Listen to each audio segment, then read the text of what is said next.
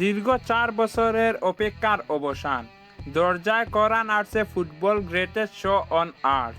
মাত্র 24 ঘন্টা পরই উত্তর আমেরিকায় গড়াবে বিশ্বকাপের ফুটবল মহাযজ্ঞ।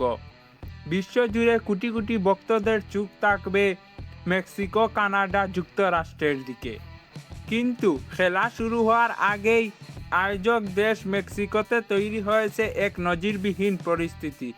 উদ্বোধনী ম্যাচকে সামনে রেখে মেক্সিকো সিটি কর্তৃপক্ষ নিয়েছে এক বিশাল সিদ্ধান্ত।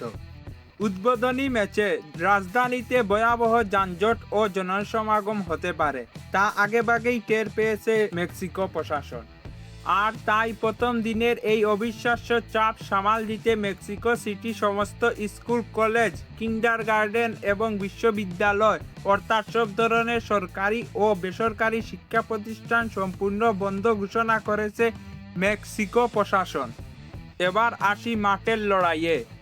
মেক্সিকো সিটির ঐতিহাসিক এবং ঐতিহ্যবাহী স্তাদিও আজতেকা স্টেডিয়ামে 11 জুন রাত 1টায় বাংলাদেশ সময় অনুযায়ী পর্দা উঠবে ফুটবলের এই গ্রেটেস্ট শো অন আর্থের।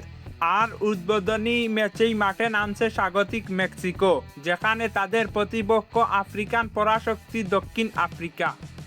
আশ্চর্যের বিষয় হলো এই ম্যাচটি ফুটবল প্রেমীদের ফিরিয়ে নিয়ে যাচ্ছে 2010 সালের দক্ষিণ আফ্রিকা বিশ্বকাপের স্মৃতিতে।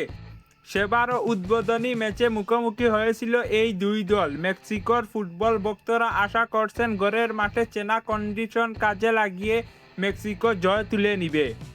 এতে বোঝা যাচ্ছে যুক্তরাষ্ট্র, কানাডা ও মেক্সিকোর যৌথ আয়োজনে এবারের বিশ্বকাপ ফুটবল এক নতুন উচ্চতায় নিয়ে যাচ্ছে। তাতে কোনো সন্দেহ নেই। মেক্সিকোর এই আগাম প্রস্তুতির প্রমাণ এবং মাঠের লড়াই তারা কতটা সিরিয়াস তা দেখার এখন অপেক্ষা। ইয়ান চৌধুরী, ডাগআউট আইজ।